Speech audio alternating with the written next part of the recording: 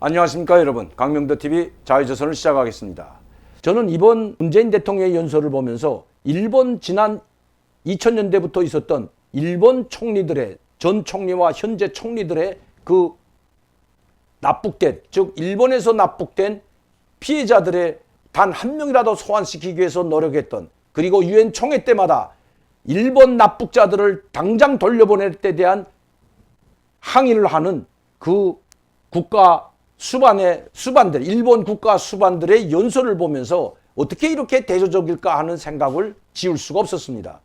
이번 납북자 문제가 대두된 것도 바로 2002년 고이즈미 일본 전 총리에 의해서 북한에 실질적으로 납치됐던 이 납북자가 있었다. 즉 북한에서 강제로 납북한 사람들이 상당히 많다는 것을 전 세계가 알게 되었고, 국제사회가 알게 되었고, 우리도 실종으로 처리됐던 사람들이 그 결과 북한에 납북됐다는 사실을 알게 되었던 것입니다.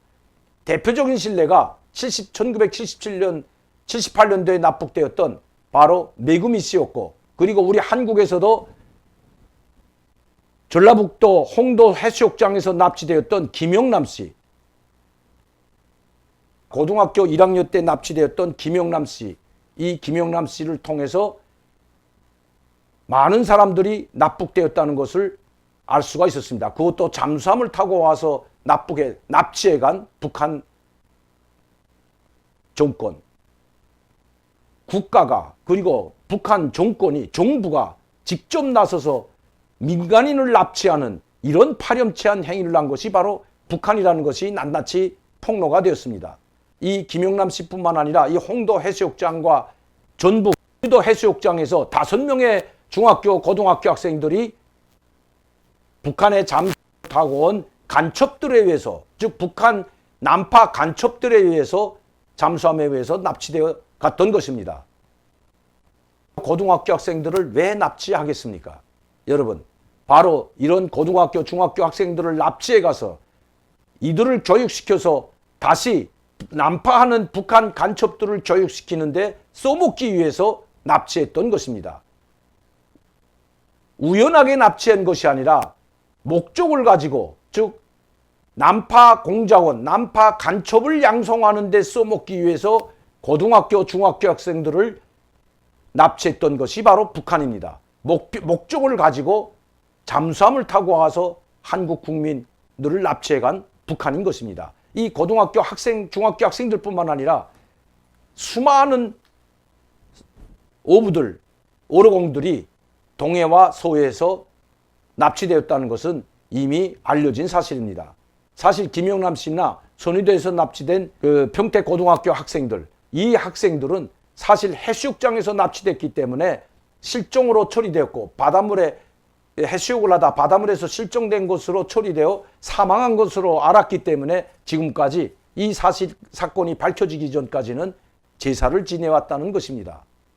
그 부모들의 그 속타는, 그리고 피타는 그 마음을 자식을 가진 사람들이라면 누구나 알 수 있을 것입니다. 저도 자식을 가진 부모로서 내 딸이나 아들이 북한에 이렇게 납치되었다면, 그것도 다 자란 중학교, 고등학교 학생 아들 자녀가 납치되었다면 여러분들은 어떤 심정이겠습니까?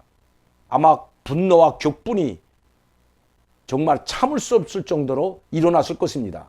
메구미 씨도 마찬가지입니다.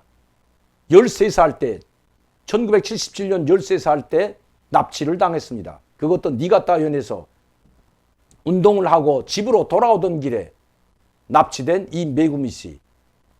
이 메구미 씨가 바로 대한민국에서 이 홍도 해수욕장에서 납치한 김영남 씨와 후에 바로 간첩훈련소라고 하는 통일전선사업부 연락소, 즉 간첩훈련소라고 하는 곳에서 김영남 씨는 한국에 난파되는 간첩들을 교육을 시켰고, 이 메구미 씨는 아마도 일본에 파견되는, 일본을 거쳐서 한국으로 파견되는, 그리고 해외 제3국으로 파견되는 일본으로 위장된 북한 간첩들을 교육시키는데 됐던 것입니다. 바로 북한 간첩들을 양성하는 간첩 양성소에서 둘은 만났고, 둘이 연애 결혼을 한 것이 아니라 다 납치된 사람들이기 때문에 북한에서 강제 결혼을 시켜줬던 것입니다. 그러나 메구미 씨는 끝내 일본으로 귀환하지 못했습니다. 김정일이 2002년도 고이즈미와 김정일이 만났을 때 김정일은 고이즈미 전 총리에게 바로 납북 사실을 인정했습니다. 용주에 빠진 일부 일꾼 간부들이 나를 모르게 이러한 인도적인 행위를 저질렀다. 그리고 총리에게 사과한다는 말을 했습니다. 그러나 이것은 진심으로 된 사과가 결코 아니었습니다. 그 이후에 일어난 일들을 보면 진심이 아니었던 것입니다. 메구미 씨는 죽었다고 했지만 그 시체를 바로 화장을 해서 일본으로 보내주었지만 그 시체가 메구미 씨 시체가 아니라는 것 때문에 국제적으로 충격이 있었고 일본 사람들도 분노를 일으켰습니다. 메구미 씨가 죽었다면 죽은 대로에 화장된 진짜 메구미 씨 유해를 보내줘야 되는데 가짜 유해를 보냈던 것입니다. 최근에 소식에 하면 메구미 씨는 중요한 부서에서 일했던 사람이기 때문에 메구미 씨가 죽지 않았다는 이야기들이 지금도 북한에서 나오고 있는 것입니다. 저도 알아본 바에 의하면 만에 하나 실제로 죽었다면 왜 가짜 유해를 보냈겠습니까? 그리고 김용남 씨와 결혼해서 김운경이라는 딸을 낳았다면 왜 어머니가 이 김용남 씨의 부인인 메구미 씨가 실제 죽었다면 가짜 유해를 보낼 리가 없다는 것입니다. 일본 정부는 그때부터 꾸준하게 진짜 북한이 납치했다는 사실을 알았고 그리고 얼마나 많은 사람들이 납치됐는지도 알게 되었던 것입니다. 북한에서 인정한 것은 약 10여 명에 불과하지만 실제로 북한에서 납치한 일본인은 25명으로 나오고 있습니다. 제가 알고 있는 바에도 약 20명 이상의 일본 사람들이 북한으로 납치된 것으로 알고 있습니다. 문제는 이렇게 되었지만 일본 정부는 꾸준하게 이 납치 문제를 유엔 총회뿐만 아니라 일본 스가 총리는 트럼프 대통령이나 바이든 대통령을 만날 때마다 이 납치 문제를 우선적으로 해결해야 된다고, 북한 문제 해결하는 데서 북핵뿐만 아니라 인권 문제에서 가장 먼저 해결해야 될 것이 일본인 납북자라고 주장하고 있는 것입니다. 또 유엔 총회 연설할 때마다 국제사회에 잔인하게 일본인들을 납치한 북한 정권을 규탄하고 그리고 지금 남아있는 납치인들을 하루빨리 일본으로 보내줄 것을 유엔 총회에서 강력히 요구하고 항의하고 있는 것입니다. 문재인 대통령과 이런 일본 정부의 지도자들과의 이렇게 엄연한 차이가 있다는 것을 말씀드리는 것입니다. 국가 수반이고 대통령이라면 그 정부를 책임지고 국가를 책임지고 국가와 국민의 안전과 생명을 책임진 통수권자라면 일본 총리처럼 당당하게 북한 김정은에게 요구할 것은 요구해야 하는 것이 마땅하다는 것입니다. 별의별 욕을 먹으면서 입에 담지 못할 엄청난 욕을 먹고 짓밟히면서도 김정은의 눈치를 보지 않으면 안 되는 문재인 대통령. 왜 그럴까요? 3번의 정상회담 그리고 그 과정에서 북한의 초청을 받아 백두산 천지에까지 올라가 그 천지물을 떠안고 감격스러워했던 문재인 대통령이기 때문입니다. 김정은에게 약점을 잡혀도 너무나 많이 잡혀 있기 때문입니다. 또 하나는 이 한반도 평화 프로세스라는 문재인 정권 5년 동안, 이 4년 동안 아무것도 해결한 것이 없다는 것입니다. 해결한 것은 둘째치고 오히려 남북관계는 후퇴했을 뿐만 아니라 남북 정상회담을 안 한 것만도 못하게 되었기 때문에 국북한 나머지 문재인 정권은 마지막까지 어떻게 해서라도 김정은의 비유와 김여정의 비유를 맞추어서라도 한반도 평화 프로세스에 북한이 마지막이라도 이 마지막 임기 남은 임기만이라도 다시 돌아서 줄 것을 간절히 바라고 있기 때문입니다. 그래서 김여정은 얼마 전 22일 담화문을 발표하면서 누가 간절히 바라는지는 이미 우리도 다 알고 있다고 이야기하고 있는 것입니다. 누가 간절히 바라냐, 이 이야기를 김여정 입으로 직접 했기 때문입니다. 바로 문재인 대통령이 간절히 바라고 있다는 것을 우회적으로 비판한 것입니다. 남북관계가 파탄됐다고 해서 우리 국민이 또 한반도 평화 프로세스가 가동되지 못하고 중단됐다고 해서 우리 대한민국 국민들이 그것을 문재인 대통령의 모든 것을 책임이라고는 하지 않습니다. 왜냐하면 한반도 평화 프로세스라는, 즉 남북관계는 어느 한쪽이 잘해도 굴러가지 않기 때문입니다. 북한이 호응해오지 않는다면 남북관계든 남북관계 발전이든 아니면 한반도 평화 프로세스든 작동할 수가 없는 것이 현실입니다. 나는 이번 납북자 문제 해결을 두 정부, 즉 한국과 일본 정부의 납북자 문제에 관한 그 입장과 그 해결 의지를 보이는 데 있어서 이런 엄청난 차이를 보이고 있는 데 대해서 정말 개탄을 금할 수가 없습니다. 일본 정부는 지금까지 꾸준하게 이렇게 해왔던 것입니다. 단 한 번도 납북자, 일본에서 강제로 북한에 납치된 그 피해자들과 그 피해자 가족들을 보듬으면서, 그리고 그 해결을 위해서 꾸준하게 북한을 문을 두드려왔고 회담을 해왔고 2019년도까지 꾸준하게 회담을 해왔고 유엔 총회 때마다 제기하고, 북핵 문제에 앞서 일본은 바로 납북자 문제를 최우선으로 뒀던 것입니다. 아마 한미일 3자 외무장관 회담에서도 일본 측은 납북자 문제를 거론했을 것입니다. 분명히 거론했을 것입니다. 이렇게 된 데에는 바로 와다나베 의원이라는 아주 훌륭한 국회의원이 있었습니다. 이 와다나베 국회의원은 제가 조사해본 바에 의하면 납치자 대책위원회 위원장을 맡으면서 계속해서 국회에 이 납북자 문제, 일본에서 납치된 이 납북 피해자와 가족들에 대한 문제를 계속해서 제기했고, 그리고 그 국가 총리나 그리고 국회의원들 또 국회 연설 때마다 이 문제를 반드시 해결해야 된다고 꾸준하게 주장해왔던 사람이 바로 와다나베 의원이라는 이런 훌륭한 분이 있었기 때문이었습니다. 우리 국회에는 특히 이 여당 국회의원인 이 와다나베 의원처럼 우리 더불어민주당 내에는, 지금 여당에는 과연 이 와다나베 의원처럼 북한에 강제로 납북된 국민의 생명과 안전을 자기 아픔처럼 알고 그리고 그것을 해결하겠다고 발벗고 나선 의원이 과연 누구인지 묻고 싶습니다. 한두 번이 아니라 2002년 고이즈미 총리 김종일을 만난 이후부터 이 와다나베 의원은 북한 김종일이 납북자 문제를 시인한 다음부터 꾸준하게 지금까지 22년 동안 줄기차게 이 문제를 제기해왔던 것입니다.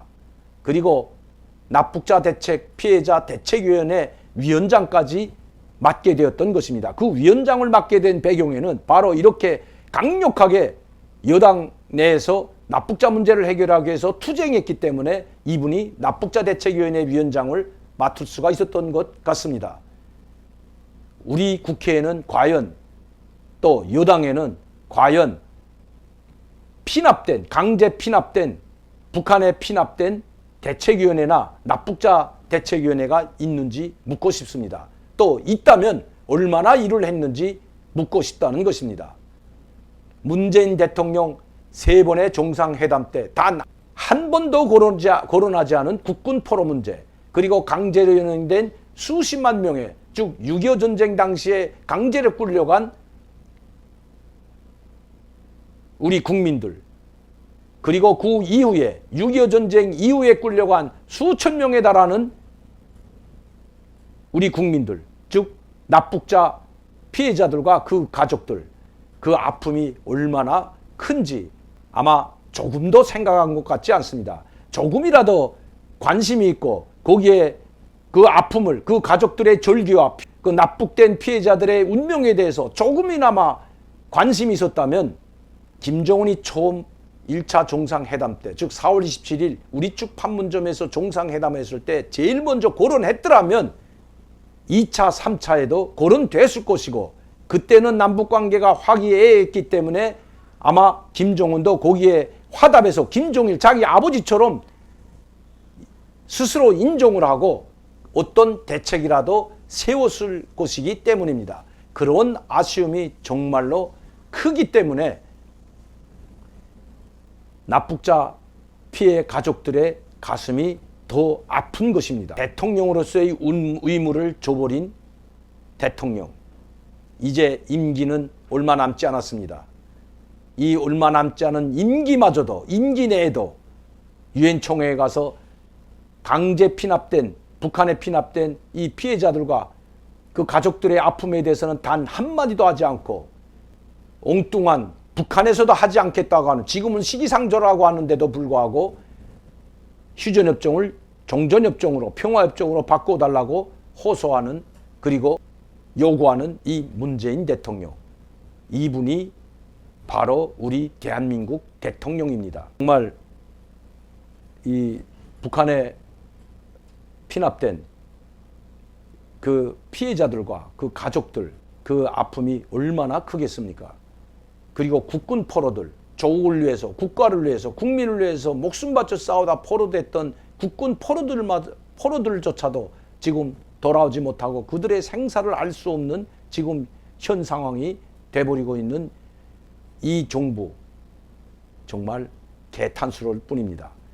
3번의 정상회담을 하지 않았다면 개탄스러울 것도 없습니다. 원래 북한은 그런 나라이기 때문에 뭐 우리가 아무리 여기에서 떠들고 아무리 정부가 나서서 한다고 해도 그들은 귀뚱으로 듣지도 않기 때문입니다. 그러나 3번의 정상회담을 했고 심지어 북한에 가서 문재인 대통령은 엄청난 대접을 받고 완 상황에서 이 국군 포로 문제와 납북자 문제를 거론하지 않았다는 것은 대통령 직무유기라고 해도 할 말이 아마 없을 거라고 생각합니다. 이제라도 늦지 않았습니다. 지금이라도 국민 앞에, 또 국군 포로들 가족들 앞에, 국군 포로들 앞에, 그리고 강제 피납된 납북자 피해자들과 그 가족들 앞에 100배 1000배 사죄하고 지금이라도 이 문제를 해결하는 것이, 그리고 북한에 강력히 요구하는 것이 대통령된 도리라고 생각합니다.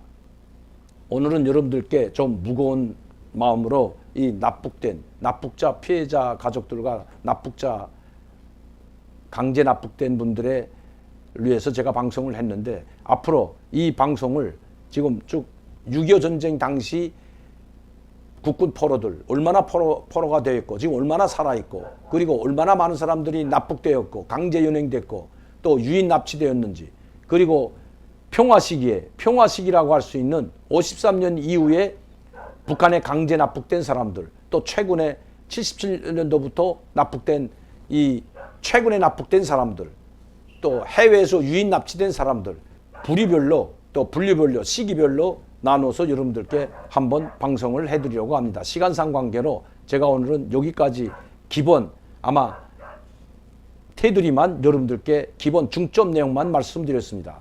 그리고 언제면 일본을 조금이라도 칭찬하거나 좀 일본에 대해서 우호적인 말을 한다면 이 정부는 친일파로 몰아가는 것 저는 잘 알고 있습니다. 그러나 일본 정부의 관료들, 일본 정부의 수반들이 한 행위와 지금 문재인 대통령이 한 행위는 너무나도 하늘과 땅과 같은 차이가 있기 때문에 제가 말씀드린 것입니다. 일본의 납북자들은 20명 남짓하지만 우리의 납북자들, 또 국군 포로들은 수십만 명에 달한다는 것, 우리 국민들은 결코 잊어서는 안 됩니다.